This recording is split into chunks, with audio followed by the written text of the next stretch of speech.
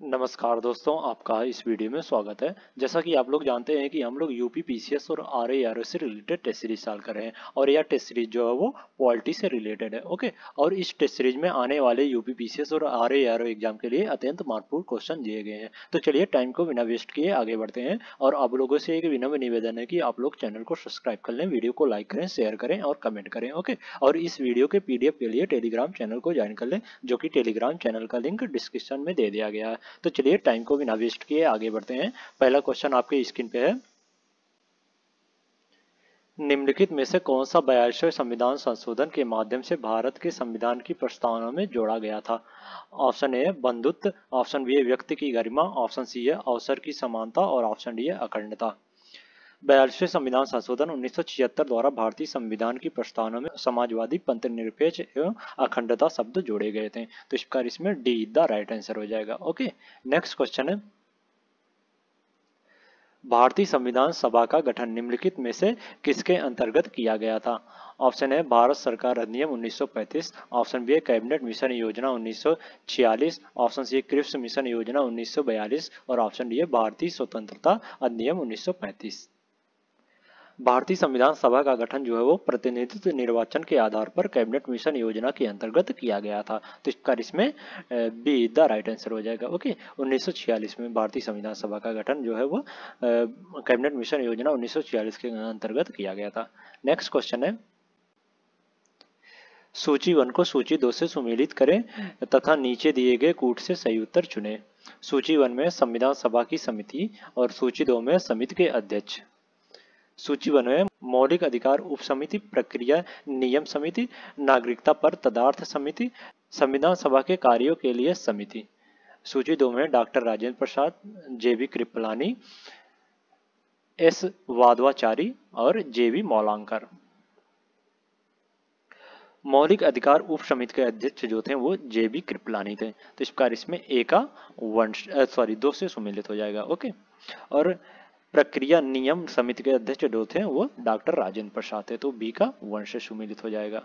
Okay, नागरिकता पर तदर्थ समिति के अध्यक्ष जो थे वो एस वादवाचारी थे, तो सी का 3 से सुमेलित हो जाएगा। और संविधान सभा के कार्यों के लिए समिति के अध्यक्ष जो थे वो जेवी मौलांकर थे, तो इस प्रकार डी का 4 से सुमेलित हो जाएगा। तो इसमें 2 1 3 4 2 1 3 4, तो इसमें ए इज द राइट आंसर हो जाएगा। ओके, नेक्स्ट क्वेश्चन है, वार्षिक केंद्रीय बजट लोकसभा द्वारा जब पारित नहीं किया जाता तो ऑप्शन ए बजट को संशोधित कर पुनः प्रस्तुत किया जाता है, ऑप्शन बी है बजट को सुझाव के लिए राज्यसभा को भेजा जाता है, ऑप्शन सी है केंद्रीय वित्त मंत्री को पदत्याग के लिए कहा जाता है और ऑप्शन डी है प्रधानमंत्री मंत्रिपरिषद सहित त्यागपत्र सौंपते हैं। यदि लोकसभा में वार्षिक केंद्रीय बजट पारित नहीं हो पाता है तब प्रधानमंत्री और मंत्रिपरिषद को त्यागपत्र देना पड़ता है, तो इसमें डी द राइट आंसर हो जाएगा। ओके, नेक्स्ट क्वेश्चन है, सूची 1 को सूची 2 से सुमेलित करें तथा नीचे दिए गए कूट से सही उत्तर चुनें। सूची 1 में राष्ट्र ध्वज को अपनाया गया, राष्ट्रगान को अपनाया गया, राष्ट्रमंडल में भारत की सदस्यता का सत्यापन, संविधान का अंतिम प्रारूप प्रस्तुत किया गया। और सूची 2 में 22 जुलाई 1947, 4 नवंबर 1948, मई 1949, 24 जनवरी 1950। राष्ट्र ध्वज को जो है वो 22 जुलाई 1947 को अपनाया गया था, तो इस प्रकार इसमें ए का 1 से सुमेलित हो जाएगा। ओके, और राष्ट्रगान को 24 जनवरी 1950 को अपनाया गया था, तो बी का 4 से सुमेलित हो जाएगा। ओके, और राष्ट्रमंडल में भारत की सदस्यता का सत्यापन जो हो मई 1949 को किया गया था, तो सी का 3 से सुमेलित हो जाएगा। और संविधान सभा का अंतिम प्रारूप जो है वो 4 नवंबर 1948 को प्रस्तुत किया गया था, तो इस प्रकार इसमें डी का 2 से सुमेलित हो जाएगा। तो इसमें 1 4 3 2 1 4 3 2, तो इसमें सी द राइट आंसर हो जाएगा। ओके, नेक्स्ट क्वेश्चन है, निम्नलिखित में से कौन भारतीय संविधान सभा की प्रारूप समिति के सदस्य नहीं था? ऑप्शन है डॉक्टर के एम मुंशी, ऑप्शन बी है doctor Rajendra Prasad, option C है एम माधव राव और ऑप्शन डी है एम गोपाल स्वामी अयंगर। डॉक्टर राजेंद्र प्रसाद जो है वो प्रारूप समिति के सदस्य नहीं थे, तो इस प्रकार इसमें बी द राइट आंसर हो जाएगा। ओके, नेक्स्ट क्वेश्चन है, भारतीय संविधान में व्यापार, वाणिज्य और समागमन की स्वतंत्रता की विशेषता को निम्नलिखित में से किससे लिया गया है? ऑप्शन है संयुक्त राज्य अमेरिका के संविधान से, ऑप्शन बी है ऑस्ट्रेलिया के संविधान से, ऑप्शन सी है भारत शासन अधिनियम 1935 और ऑप्शन डी है कनाडा के संविधान से। भारतीय संविधान में व्यापार, वाणिज्य और समागमन की स्वतंत्रता को ऑस्ट्रेलिया के संविधान से लिया गया है, तो इस प्रकार इसमें बी द राइट आंसर हो जाएगा। ओके, नेक्स्ट क्वेश्चन है, भारत में संविधान के अंतर्गत निम्नलिखित में से कौन मौलिक कर्तव्य नहीं है? ऑप्शन है सार्वजनिक चुनाव में मतदान, ऑप्शन बी वैज्ञानिक वृत्ति का विकास, ऑप्शन सी सार्वजनिक संपत्ति की सुरक्षा और ऑप्शन डी है संविधान को मानना तथा इसके आदर्श का सम्मान। भारतीय संविधान में मूल कर्तव्य को 42वें संविधान संशोधन 1976 द्वारा जोड़ा गया था। प्रारंभ में 10 मौलिक कर्तव्य थे, लेकिन 2002 में और एक कर्तव्य जोड़ दिया गया है और सार्वजनिक चुनाव में मतदान करना मूल कर्तव्य के अंतर्गत नहीं आता है, तो इस प्रकार इसमें ए इज द राइट आंसर हो जाएगा। ओके, नेक्स्ट क्वेश्चन है, प्रदेश के कितने जिलों में विकास प्राधिकरण गठित है? ऑप्शन ए 51, ऑप्शन बी है 45, ऑप्शन सी है 35 और ऑप्शन डी है 27। प्रदेश के विकासशील नगरों का सुनियोजित विकास सुनिश्चित करने हेतु उत्तर प्रदेश नगर योजना एवं विकास अधिनियम 1973 के अधीन विकास प्राधिकरण का गठन किया गया जाता है। ओके, और प्रदेश में वर्तमान में 27 विकास प्राधिकरण है, तो इस प्रकार इसमें डी द राइट आंसर हो जाएगा। ओके, नेक्स्ट क्वेश्चन है, भारत सरकार अधिनियम 1935 में उल्लेखित निर्देशों के दस्तावेज इंस्ट्रूमेंट ऑफ इंस्ट्रक्शन भारत में संविधान में 1950 में किस रूप में समाहित किए गए? ऑप्शन ए मौलिक अधिकार, ऑप्शन बी है राज्य के नीति निर्देशक सिद्धांत, ऑप्शन सी है राज्य की कार्यपालिका शक्ति का परिमाण और ऑप्शन डी है भारत सरकार की कार्यवाही का संचालन। राज्य के नीति निर्देशक सिद्धांत को इंस्ट्रूमेंट ऑफ इंस्ट्रक्शन के रूप में भारत के संविधान में 1950 में शामिल किया गया है, तो इस प्रकार इसमें बी द राइट आंसर हो जाएगा। ओके, नेक्स्ट क्वेश्चन है, निम्नलिखित में से कौन केंद्रीय बजट को तैयार करने तथा संसद में उसे प्रस्तुत करने के लिए उत्तरदायी है? ऑप्शन है राजस्व विभाग, ऑप्शन बी है आर्थिक मामलों का विभाग, ऑप्शन सी वित्तीय सेवाओं का विभाग और ऑप्शन डी है व्यय विभाग। आर्थिक मामलों का विभाग जो है वो केंद्रीय बजट को तैयार करने तथा संसद में उसे प्रस्तुत करने के लिए उत्तरदायी है, तो इस प्रकार इसमें बी द राइट आंसर हो जाएगा। ओके, नेक्स्ट क्वेश्चन है, राज्य ग्राम विकास संस्था कहाँ स्थापित है? ऑप्शन है लखनऊ में, ऑप्शन बी है इलाहाबाद में, ऑप्शन सी है कानपुर में और ऑप्शन डी है आगरा में। ग्राम विकास से संबंधित प्राधिकारियों या कर्मचारियों के प्रशिक्षण, अनुसंधान एवं परामर्शी कार्यों हेतु 1 अप्रैल 1982 को लखनऊ में स्थापित किया गया था, तो इस प्रकार इसमें ए इज द राइट आंसर हो जाएगा। ओके, नेक्स्ट क्वेश्चन है, उत्तरांचल के गठन के बाद उत्तर प्रदेश में कितने विधानसभा क्षेत्र शेष बचे हैं? ऑप्शन ए 401, ऑप्शन बी है 202, ऑप्शन सी है 403 और ऑप्शन डी है 404। वर्तमान में उत्तर प्रदेश की विधानसभा में सदस्यों की कुल संख्या जो है वो 403 है, जो कि उत्तराखंड के गठन के पूर्व 425 थी। जब उत्तराखंड नहीं गठित हुआ था तो उत्तर प्रदेश में 425 विधानसभा थे। ओके, और इस समय वर्तमान में 403 हो गए, तो इस प्रकार इसमें सी द राइट आंसर हो जाएगा। ओके, नेक्स्ट क्वेश्चन है, निम्नलिखित में से कौन वित्त आयोग की प्रत्येक अनुशंसा को संसद के सदन में रखने के लिए बाध्य कर सकता है? ऑप्शन ए भारत के राष्ट्रपति, ऑप्शन बी है लोकसभा अध्यक्ष, ऑप्शन सी है भारत के प्रधानमंत्री और ऑप्शन डी है केंद्रीय वित्त मंत्री। वित्त आयोग की प्रत्येक अनुशंसा को संसद के सदन में रख रखाव की जिम्मेदारी जो है वो भारत के राष्ट्रपति की होती है, तो इस प्रकार इसमें ए इज द राइट आंसर हो जाएगा। ओके, नेक्स्ट क्वेश्चन है, निम्नलिखित में से किस अधिनियम द्वारा चुनाव सिद्धांत का सूत्रपात किया गया था? ऑप्शन है भारत परिषद अधिनियम 1861, ऑप्शन बी है भारत परिषद अधिनियम 1892, ऑप्शन सी है भारत परिषद अधिनियम 1909 और ऑप्शन डी है भारत परिषद अधिनियम 1919। भारत परिषद अधिनियम 1992 के द्वारा चुनाव सिद्धांत का सूत्रपात किया गया था, तो इस प्रकार इसमें बी द राइट आंसर हो जाएगा। ओके, नेक्स्ट क्वेश्चन है, सूची 1 को सूची 2 से सुमेलित कीजिए तथा सूचियों के नीचे दिए गए कूट से सही उत्तर चुनें। सूची 1 में शब्द और सूची 2 में द्वारा परिभाषित। भारत की संचित निधि, धन विधेयक, वार्षिक वित्तीय विवरण, भारत की आकस्मिकता निधि। सूची 2 में अनुच्छेद 110, अनुच्छेद 267, अनुच्छेद 266, अनुच्छेद 265 और अनुच्छेद, यहाँ अनुच्छेद होना चाहिए, धारा नहीं, यहाँ अनुच्छेद कर लो। ओके, अनुच्छेद 112 भारत की संचित निधि का प्रावधान जो है वो अनुच्छेद 266 में परिभाषित है, तो इस प्रकार ए का 3 से सुमेलित हो जाएगा। ओके, और धन विधेयक का प्रावधान जो है वो अनुच्छेद 110 में परिभाषित है, तो बी का 1 से सुमेलित हो जाएगा। ओके, और वार्षिक वृत्ति विवरण जो है वो अनुच्छेद 112 में है, दिया गया है वार्षिक वृत्ति विवरण का। ओके, तो सी का 5 से सुमेलित हो जाएगा। ओके, और भारत का आकस्मिकता निधि जो है वो अनुच्छेद 267 में परिभाषित है, तो डी का 2 से सुमेलित हो जाएगा। ओके, तो इसमें 3 1 5 2, 3 1 5 2, तो इसमें डी द राइट आंसर हो जाएगा। ओके, नेक्स्ट क्वेश्चन है, भारत सरकार अधिनियम 1935 की प्रमुख विशेषताएं हैं।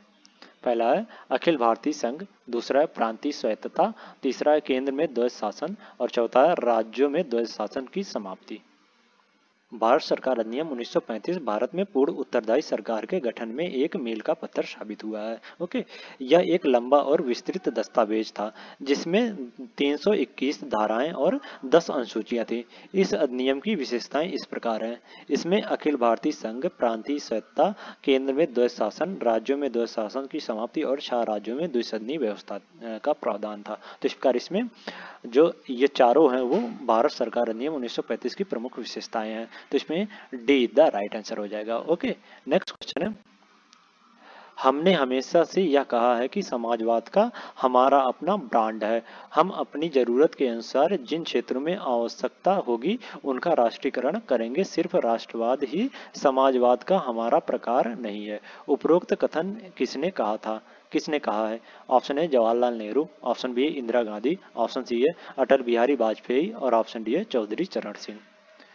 उपरोक्त कथन जो है वो इंदिरा गांधी जी ने कहा है, तो इस प्रकार इसमें बी द राइट आंसर हो जाएगा। ओके, नेक्स्ट क्वेश्चन है, अंतर्राज्यीय जल विवाद निम्न में से किस अनुच्छेद से संबंधित है? ऑप्शन ए अनुच्छेद 262, ऑप्शन बी अनुच्छेद 263, ऑप्शन सी अनुच्छेद 362 और ऑप्शन डी है अनुच्छेद 261।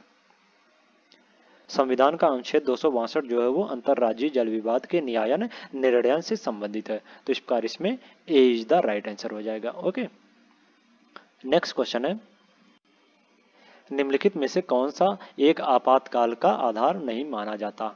ऑप्शन ए बाह्य आक्रमण, ऑप्शन बी है युद्ध, ऑप्शन सी है आंतरिक गड़बड़ी और ऑप्शन ए सशस्त्र विद्रोह। प्रारंभ में संविधान में राष्ट्रीय आपात के तीसरे आधार के रूप में आंतरिक गड़बड़ी का प्रयोग किया जाता था, किंतु यह शब्द बहुत ही अस्पष्ट और विस्तृत अनुमान वाला था। अतः 1978 के 44वें संविधान संशोधन द्वारा आंतरिक गड़बड़ी शब्द को सशस्त्र विद्रोह शब्द में विस्थापित कर दिया गया है, तो इस प्रकार इसमें जो आंतरिक गड़बड़ी है वो आपात का आधार नहीं माना जाता अब, तो इस प्रकार इसमें सी द राइट आंसर हो जाएगा। ओके, नेक्स्ट क्वेश्चन है, उत्तर प्रदेश में लोकयुक्त का पद कब सृजित किया गया? Option A 1975, option B 1950, option C है 1977 और ऑप्शन डी 1965। उत्तर प्रदेश सरकार द्वारा 1975 में उत्तर प्रदेश लोक आयुक्त तथा उप लोक आयुक्त अधिनियम 1975 पारित किया गया। इस अधिनियम के तहत 1977 को उत्तर प्रदेश का प्रमुख लोकायुक्त न्यायमूर्ति विशंभर दयाल को नियुक्त किया गया है, तो इस प्रकार इसमें ए इज द राइट आंसर हो जाएगा। ओके, लोकयुक्त पद का सृजन जो है वो 1975 में किया गया और लोकयुक्त जो है वो प्रथम बार 1977 में नियुक्त हुआ था। ओके, तो इसमें ए इज द राइट आंसर हो जाएगा। नेक्स्ट क्वेश्चन है, उत्तर प्रदेश लोक सेवा प्राधिकरण की स्थापना की गई। Option A 1976, option B 1975, option C 1977 और ऑप्शन डी 1971। सरकारी कर्मचारियों की सेवाओं से संबंधित मामले की संख्या सामान्यतः न्यायालयों में निरंतर बढ़ता जा रहा है, जिससे कर्मचारी, अधिकारी, निगमों और कंपनियों के धन और समय का व्यय होता है। अतः इस कठिनाई को दूर करने के लिए 1976 में उत्तर प्रदेश लोक सेवा प्राधिकरण की स्थापना की गई थी, तो इस प्रकार इसमें ए इज द राइट आंसर हो जाएगा। ओके, 1976 में लोक सेवा प्राधिकरण की स्थापना की गई थी। ओके, नेक्स्ट क्वेश्चन है, उत्तर प्रदेश विधानसभा के प्रथम अध्यक्ष थे। Option A Madan Mohan Verma, option B Purushottam Das Tandon, option C Atmaram Govind Kher और ऑप्शन डी है नफीकुल हसन। उत्तर प्रदेश विधानसभा के प्रथम अध्यक्ष जो थे वो पुरुषोत्तम दास टंडन थे। तो इस प्रकार इसमें बी द राइट आंसर हो जाएगा। ओके, नेक्स्ट क्वेश्चन है, प्रदेश के नगरों में मेयर का निर्वाचन होता है। ऑप्शन ए नगर निगम के सदस्यों द्वारा, ऑप्शन बी नगर निगम की कार्यकारिणी समिति के सदस्यों द्वारा, ऑप्शन सी सीधे नगर के निर्वाचकों द्वारा, और ऑप्शन डी निगम में सबसे बड़ी राजनीतिक दल के सदस्यों द्वारा। नगर प्रमुख या मेयर का निर्वाचन जो है वो सीधे नगर के निर्वाचकों द्वारा प्रत्यक्ष रूप से चुना जाता है। तो इस प्रकार इसमें सीधा राइट आंसर हो जाएगा। ओके, नेक्स्ट क्वेश्चन है, अतरांकिक प्रश्न के संदर्भ में निम्नलिखित में से कौन सा कथन सही है। पहला है इस पर तारे का चिन्ह होता है, दूसरा है इसके उत्तर मौखिक रूप से दिए जाते हैं, और तीसरा कथन है इस तरह के प्रश्न में पूरक प्रश्न नहीं पूछे जाते हैं। ऑप्शन ए केवल 2 और 3, ऑप्शन बी है केवल 1 और 2, ऑप्शन सी है केवल 3, और ऑप्शन डी है 1, 2 और 3।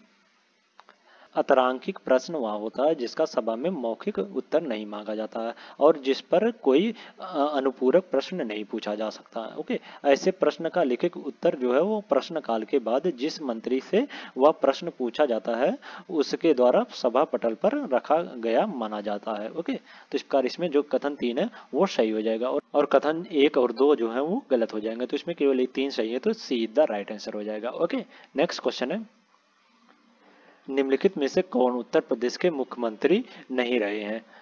Option A Govind Vallabh Pant, option B T N Singh, option C है नित्यानंद स्वामी, और ऑप्शन डी है राम नरेश यादव।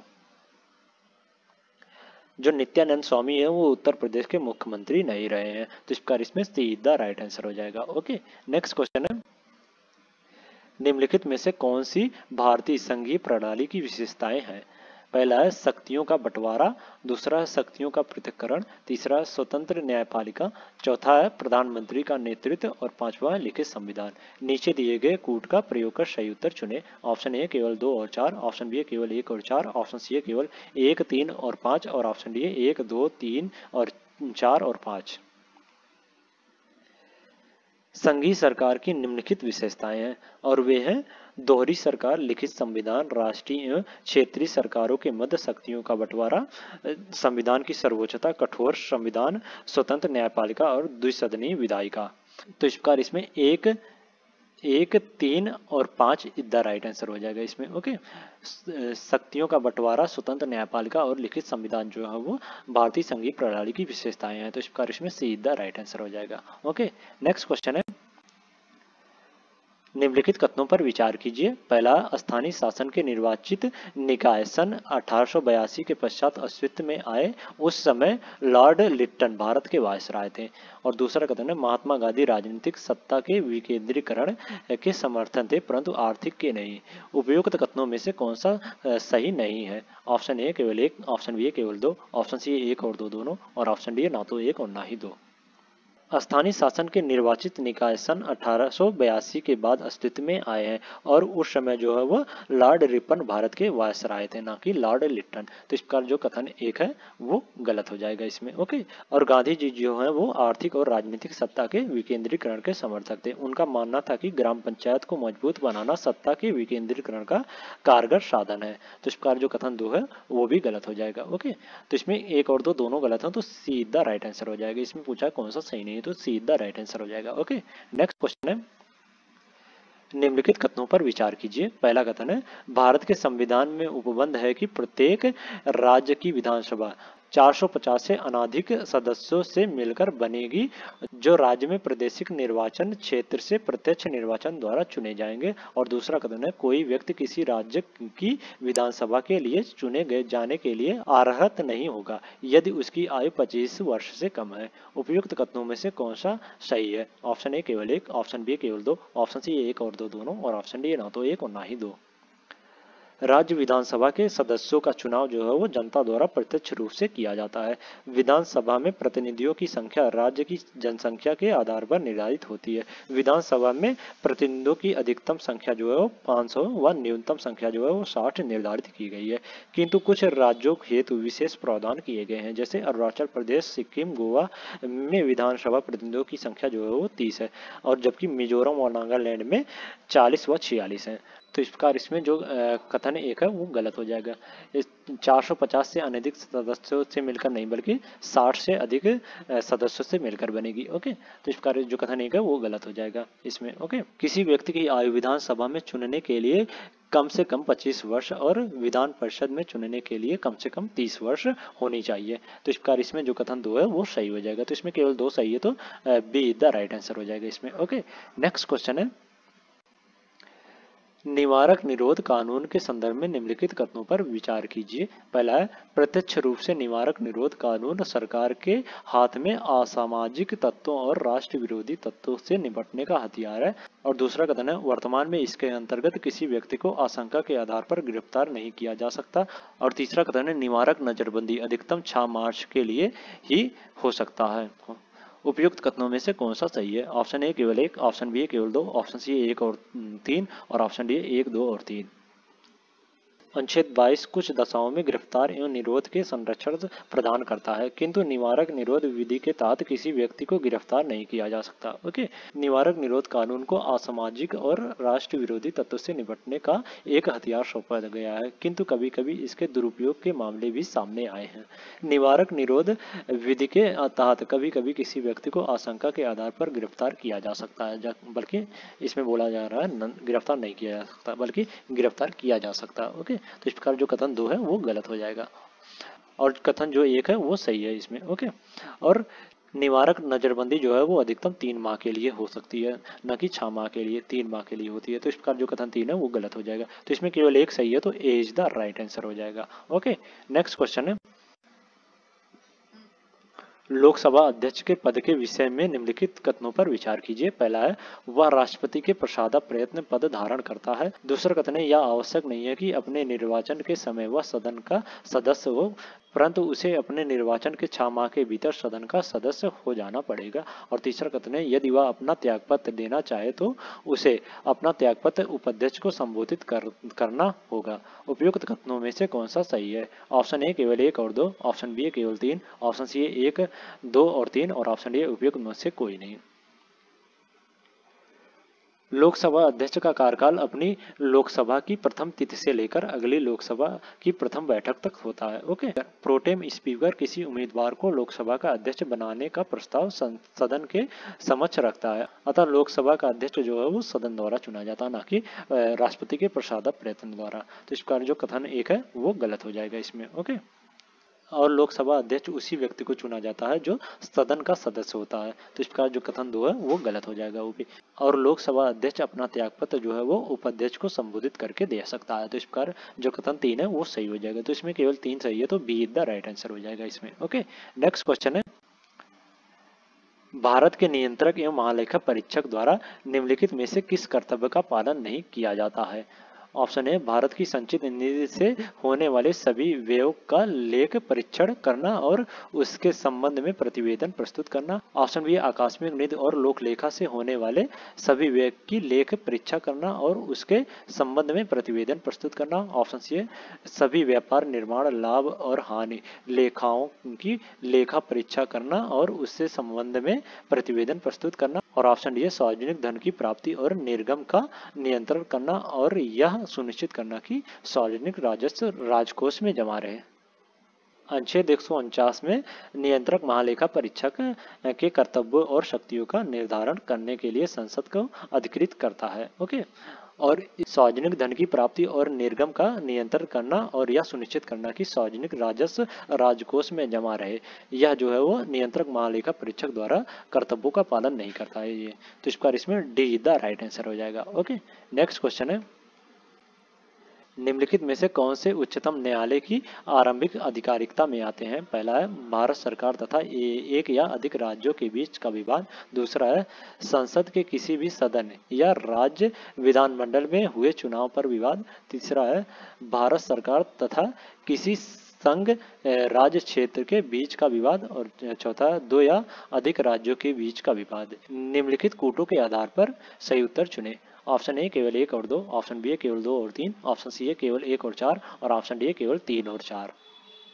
भारतीय संविधान का अनुच्छेद 131 जो है वो उच्चतम न्यायालय की आरंभिक अधिकारिकता में आता है। और उच्चतम न्यायालय की आरंभिक अधिकारिकता में जो आते हैं वे हैं भारत सरकार और एक या अधिक राज्यों के बीच विवाद, और दूसरा है एक और भारत सरकार और किसी राज्य या राज्यों, और दूसरी ओर एक या अधिक अन्य राज्यों के बीच विवाद, और तीसरा है दो या अधिक राज्यों के बीच विवाद। ये जो है वो उच्चतम न्यायालय के आरंभिक अधिकारिकता में आते हैं। तो इस प्रकार इसमें 1 और 4 इज द राइट आंसर हो जाएगा इसमें। ओके, तो इसमें सी इज द राइट आंसर हो जाएगा। नेक्स्ट क्वेश्चन है,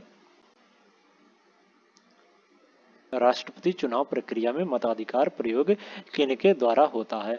ऑप्शन ए संसद और राज्य विधानमंडल के सदस्यों द्वारा, ऑप्शन बी है संसद और राज्य विधानमंडल के चुने हुए सदस्यों द्वारा, ऑप्शन सी है संसद और राज्य विधानसभाओं के चुने हुए सदस्यों द्वारा, और ऑप्शन डी है लोकसभा और राज्य विधानसभाओं के चुने हुए सदस्यों द्वारा।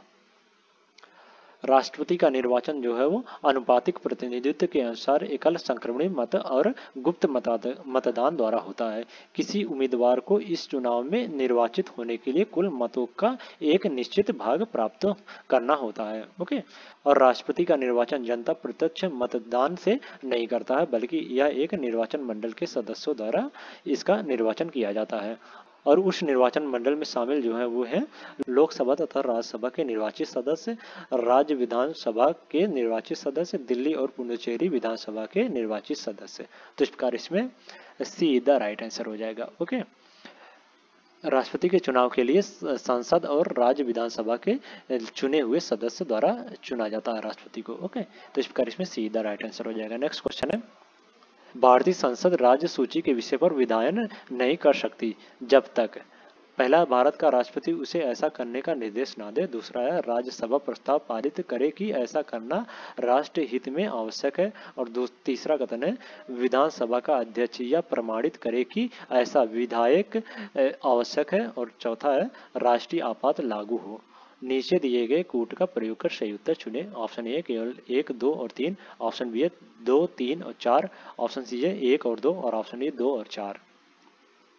भारतीय संसद राष्ट्र सूची के विषय पर विधायन नहीं कर सकता जब तक राज्यसभा प्रस्ताव पारित करे कि ऐसा करना राष्ट्र हित में आवश्यक है और राष्ट्र आपात लागू हो। तो इस प्रकार इसमें 2 और 4 इज द राइट आंसर हो जाएगा इसमें। तो इसमें D is the right answer हो जाएगा। ओके, नेक्स्ट क्वेश्चन है, परिसीमन आयोग के संदर्भ में निम्नलिखित कथनों पर विचार कीजिए। पहला है परिसीमन आयोग के आदेशों को किसी न्यायालय में चुनौती नहीं दी जा सकती। दूसरा कथन है परिसीमन आयोग के आदेश जब लोकसभा अथवा राज्य विधानसभा के सम्मुख रखे जाते हैं तब उन आदेशों में कोई संशोधन नहीं किया जा सकता। उपयुक्त कथनों में से कौन सा सही है? ऑप्शन ए केवल 1, ऑप्शन बी केवल 2, ऑप्शन सी 1 और 2 दोनों, और ऑप्शन डी ना तो 1 और ना ही 2। संविधान के अनुच्छेद 81, 82, 170, 330 और 332 में परिसीमन आयोग से संबंधित प्रावधान है। ओके, और परिसीमन आयोग ही परिसीमन कार्य संपन्न करता है। परिसीमन आयोग के निर्णय सरकार पर अबाध्यकारी होते हैं तथा न्यायालय में नहीं उठाए जा सकते हैं। तो इस प्रकार जो कथन 1 है वो सही हो जाएगा इसमें। ओके, और परिसीमन आयोग के आदेश जब लोकसभा अथवा राज्य विधानसभा के सम्मुख रखे जाते हैं उन पर आदेशों में कोई संशोधन नहीं किया जा सकता। तो इस प्रकार जो कथन 2 है वो भी सही हो जाएगा। तो इसमें 1 और 2 दोनों सही है, तो सी द राइट आंसर हो जाएगा इसमें। ओके, नेक्स्ट क्वेश्चन है, केंद्रीय प्रशासनिक अधिकरण के संबंध में निम्नलिखित कथनों पर विचार कीजिए। पहला है इसका गठन भारत के राष्ट्रपति के आदेश से हुआ है। दूसरा कथन है इसका गठन 1985 में किया गया। उपयुक्त कथनों में से कौन सा सही है? ऑप्शन ए केवल 1, ऑप्शन बी केवल 2, ऑप्शन सी 1 और 2 दोनों, और ऑप्शन डी ना तो 1 और ना ही 2। संविधान का भाग 14 का अधिकरण का प्रावधान करता है और इस प्रावधान को 1976 के 42वें संविधान संशोधन के माध्यम से जोड़ा गया है। ओके, और इसका गठन जो है वो संसद द्वारा संविधान के 42वें संविधान संशोधन द्वारा अनुच्छेद 323A के अंतर्गत 27 फरवरी 1985 को अधिकरण की स्थापना की गई है। तो इस प्रकार इसमें जो कथन 1 है वो गलत हो जाएगा और कथन जो 2 है वो सही हो जाएगा। तो इसमें केवल 2 सही है, तो बी द राइट आंसर हो जाएगा। ओके, नेक्स्ट क्वेश्चन है, संसद में विधेयक प्रस्ताव की पहल करने से पहले भारत के राष्ट्रपति की पूर्व स्वीकृति आवश्यक है। और पहला है एक नवीन राज्य के गठन से संबंधित विधेयक पर, दूसरा है ऐसे कराधान विधेयक जिनमें राज्यों का हित निहित हो, तीसरा है राज्यों की सीमा में फेरबंदी करने से संबंधित विधेयक पर, और चौथा है धन विधेयक पर। संसद में निम्न विधेयक प्रस्ताव की पहल करने से पहले भारत के राष्ट्रपति की स्वीकृति आवश्यक है, और वे हैं एक नवीन राज्य के गठन से संबंधित विधेयक पर, ऐसे कराधान विधेयक जिसमें राज्य का हित निहित हो, और तीसरा है राज्यों की सीमा में फेरबदल करने पर से संबंधित विधेयक पर, और धन विधेयक पर। तो इस प्रकार ये चारों विधेयक पर संसद में प्रस्तुत करने से पहले राष्ट्रपति की पूर्व स्वीकृति आवश्यक होती है। तो इस प्रकार इसमें बी द राइट आंसर हो जाएगा। ओके, नेक्स्ट क्वेश्चन है वित्त आयोग द्वारा निम्नलिखित में से किन विषयों पर अनुशंसा की जाती है? पहला है कर से हुई प्राप्तियों का केंद्र और राज्य के मध्य वितरण, दूसरा है भारत के लोक लेखा से राज्यों को आवंटित की जाने वाली राशि। उपयुक्त कथनों में से कौन सा सही है? ऑप्शन ए केवल एक, ऑप्शन बी केवल दो, ऑप्शन सी एक और दो दोनों, और ऑप्शन डी ना तो एक और ना ही दो। वित्त आयोग का यह कर्तव्य है कि वह निम्न विषयों पर राष्ट्रपति को सिफारिश करता है, और वे हैं आय कर और अन्य करों से प्राप्त राशि का केंद्र और राज्य सरकारों के बीच किसी अनुपात में बंटवारा किया जाए, और दूसरा भारत के संचित कोष से राज्यों के राजस्व में सहायता देने में क्या सिद्धांत हो, और तीसरा सुदृढ़ वित्त के हित में राष्ट्रपति द्वारा आयोग को सौंपे गए अन्य विषय के बारे में आयोग राष्ट्रपति को सिफारिश करता है। तो इस प्रकार जो कथन दो जो है वो गलत हो जाएगा इसमें, और इसमें जो कथन एक है वो सही हो जाएगा। भारत के संचित कोष से राज्यों को राजस्व आवंटित किए जाने की राशि है, न कि लोक लेखा से। तो इस प्रकार जो कथन दो है वो गलत हो जाएगा। तो इसमें केवल एक सही है, तो ए इज द राइट आंसर हो जाएगा। ओके, नेक्स्ट क्वेश्चन है राज्य सूचना आयोग के संदर्भ में निम्नलिखित कथनों पर विचार कीजिए। पहला है सूचना का अधिकार अधिनियम 2005 में राज्य स्तर पर राज्य सूचना आयोग की स्थापना का प्रावधान किया गया है, और दूसरा कथन है इसके सभी सदस्यों की नियुक्ति राष्ट्रपति द्वारा एक समिति की सिफारिश पर की जाती है। उपयुक्त कथनों में से कौन सा सही है? ऑप्शन ए केवल एक, ऑप्शन बी केवल दो, ऑप्शन सी एक और दो दोनों, और ऑप्शन डी ना तो एक और ना ही दो। सूचना का अधिकार अधिनियम 2005 राज्य स्तर पर राज्य सूचना आयोग के निर्माण की अनुमति प्रदान करता है। तो इस प्रकार जो कथन एक जो है वो सही हो जाएगा इसमें। ओके, और राज्य सूचना आयोग में एक मुख्य सूचना आयुक्त और 10 राज्य सूचना आयुक्तों होते हैं, जिनका नियुक्त जो है वो एक समिति की सिफारिश के बाद राज्यपाल द्वारा किया जाता है, ना कि राष्ट्रपति द्वारा। तो इस प्रकार जो कथन दो है वो गलत हो जाएगा। तो इसमें केवल एक सही है, तो ए इज द राइट आंसर हो जाएगा इसमें। ओके, नेक्स्ट क्वेश्चन है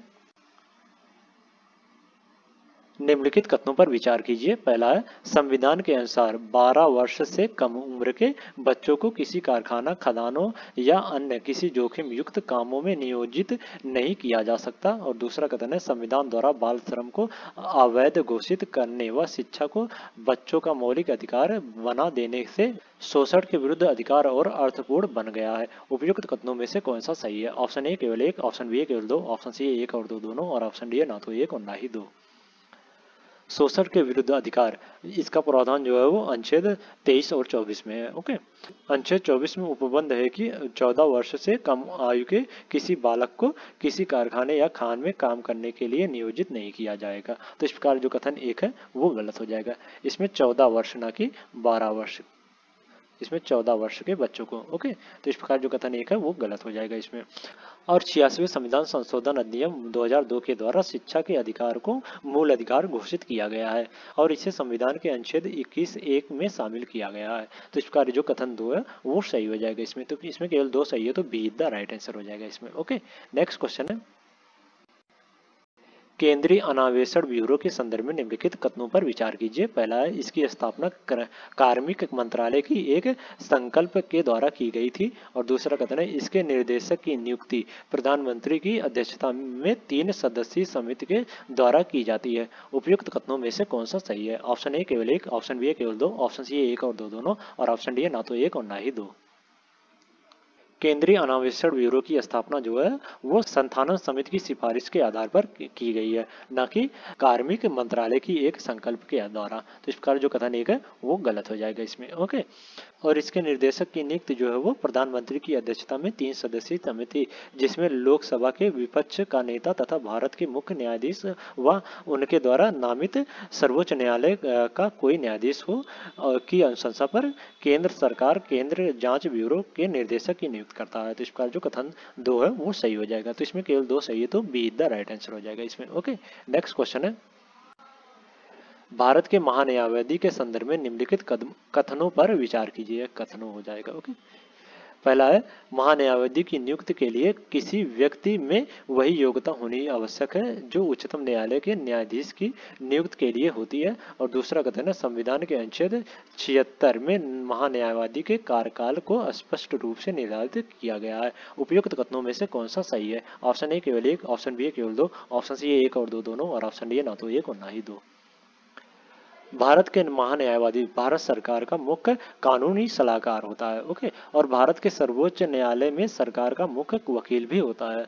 भारत के अटॉर्नी जनरल यानी महान्यायवादी को संविधान की धारा 76 वन के तहत भारत के राष्ट्रपति द्वारा नियुक्त किया जाता है और वह राष्ट्रपति के प्रसादक प्रयत्न पर अपना पद पर रहता है। तो इसका जो कथन 2 है वो सही हो जाएगा इसमें। ओके, और महान्यायवादी की नियुक्ति के लिए किसी व्यक्ति में भी वही योग्यता होनी आवश्यक है जो उच्चतम न्यायालय के न्यायाधीश के नियुक्त के लिए होती है। तो इसका जो कथन 1 है वो भी सही हो जाएगा। तो इसमें 1 और 2 दोनों सही है, तो सी इज द राइट आंसर हो जाएगा इसमें। ओके, नेक्स्ट क्वेश्चन है, निम्नलिखित कथनों पर विचार कीजिए। पहला, संविधान की 6ठी अनुसूची में राज्यों के अनुसूचित क्षेत्र व अनुसूचित जनजातियों के प्रशासन व नियंत्रण के बारे में चर्चा की गई है। और दूसरा कथन, राज्यपाल को अपने राज्य के किसी भी क्षेत्र को अनुसूचित क्षेत्र घोषित करने का अधिकार है। उपयुक्त कथनों में से कौन सा सही है? ऑप्शन ए केवल 1, ऑप्शन बी केवल 2, ऑप्शन सी 1 और 2 दोनों, और ऑप्शन डी ना तो 1 और ना ही 2। संविधान की 5वीं अनुसूची में राज्यों के अनुसूचित क्षेत्र व अनुसूचित जनजातियों के प्रशासन व नियंत्रण के बारे में चर्चा की गई है, ना कि 6ठी अनुसूची में। तो इस प्रकार जो कथन 1 है वो गलत हो जाएगा। ओके, और राष्ट्रपति को किसी राज्य में किसी भी क्षेत्र को अनुसूचित क्षेत्र घोषित करने का अधिकार है। तो इस प्रकार जो कथन 2 है वो भी गलत हो जाएगा।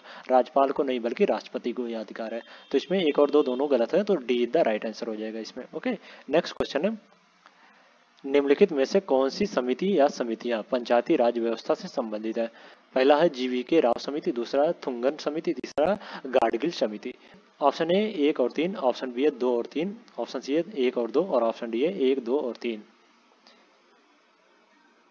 भारत में पंचायती राज विकास के संबंध में समितियां जो है वो निम्न है, वो और वे हैं बलवंतराव मेहता समिति, अशोक मेहता समिति, जीवीके राव समिति, LM सिंघवी समिति, थुंगन समिति और गाडगिल समिति। तो इस प्रकार इसमें ये तीनों जो है वो पंचायती राज व्यवस्था से संबंधित समितियां हैं। तो इस प्रकार इसमें डी द राइट आंसर हो जाएगा। ओके, नेक्स्ट क्वेश्चन है, निम्नलिखित में से किस सांसदीय समिति का सभापति निरपवाद रूप से सत्ता दल का नेता होता है? ऑप्शन है लोक उपक्रम समिति, ऑप्शन बी लोक लेखा समिति, ऑप्शन सी प्रकलन समिति, और ऑप्शन डी है प्रत्यायोजित विधान संबंधित समिति।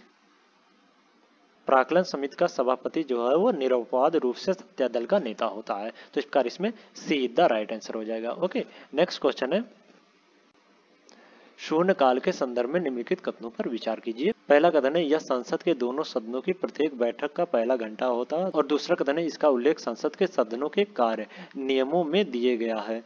उपयुक्त कथनों में से कौन सा सही है? ऑप्शन ए केवल 1, ऑप्शन बी केवल 2, ऑप्शन सी 1 और 2 दोनों, और ऑप्शन डी ना तो 1 और ना ही 2। संसद के दोनों सदनों में प्रश्नकाल के बाद का समय जो है वो शून्यकाल होता है। इसका समय जो है वो 12 बजे से 1 बजे तक होता है। तो इस प्रकार जो कथन 1 है वो गलत हो जाएगा इसमें। ओके, और इसका उल्लेख जो है वो संसद के सदनों के कार्य नियमों में नहीं दिया गया है। तो इस प्रकार जो कथन 2 है वो भी गलत हो जाएगा। तो इसमें केवल एक, तो इसमें 1 और 2 दोनों गलत है, तो डी द राइट आंसर हो जाएगा इसमें। ओके, नेक्स्ट क्वेश्चन है, धनाकर्षण प्रस्ताव के संदर्भ में निम्नलिखित कथनों पर विचार कीजिए। पहला है, यह अति आवश्यक सार्वजनिक महत्व के मामलों में मंत्री का ध्यान आकर्षण करने की युक्ति है। और दूसरा कथन है, इसमें सरकार की निंदा की जाती है। उपयुक्त कथनों में से कौन सा सही है? ऑप्शन ए केवल 1, ऑप्शन बी केवल 2, ऑप्शन सी 1 और 2 दोनों, और ऑप्शन डी ना तो 1 और ना ही 2। धनाकर्षण प्रस्ताव द्वारा सदन का कोई सदस्य सदन के पीठासीन अधिकारी की अग्रिम अनुमति से किसी मंत्री का ध्यान अवलंबनी लोक महत्व के किसी मामले का आकृष्ट कर सकता है। ओके, सांसदीय प्रक्रिया में यह भारतीय नवाचार है जो 1954 में अस्तित्व में आया है। शून्य काल के विपरीत इसका सांसदीय प्रक्रिया नियमों में उल्लेखित है। धनाकर्षण प्रस्ताव अति आवश्यक सार्वजनिक महत्व के मामलों में मंत्री का ध्यान आकर्षण करने की एक युक्ति है। तो इस प्रकार जो कथन एक है वो सही हो जाएगा इसमें। ओके, और इसमें सरकार की निंदा नहीं की गई है। तो इस प्रकार जो कथन 2 है वो गलत हो जाएगा। तो इसमें केवल एक सही है, तो ए इज द राइट आंसर हो जाएगा इसमें। ओके, नेक्स्ट क्वेश्चन है, राज्यपाल की शक्तियों के संदर्भ में निम्नलिखित कथनों पर विचार कीजिए। पहला है, संविधान में राज्यपाल के द्वारा विवेकानुसार कार्य करने की शक्ति दी गई है, जबकि राष्ट्रपति के लिए ऐसी कोई शक्ति स्पष्ट रूप से व्यक्त नहीं की गई है। दूसरा कथन है, विधानसभा का आह्वान करने की शक्ति उसका विवेकाधिकार है। तीसरा कथन है, सशस्त्र बल अधिनियम 1958 के तहत वह किसी भी क्षेत्र को उपद्रवग्रस्त क्षेत्र घोषित कर सकता है। उपयुक्त कथनों में से कौन सा सही है? ऑप्शन ए केवल 1, ऑप्शन बी केवल 1 और 2, ऑप्शन सी है केवल 1 और 3 और ऑप्शन डी 1, 2 और 3। संविधान में राज्यपाल द्वारा समय समय पर विवेकाधिकार के अनुसार कार्य करने की शक्ति दी गई है।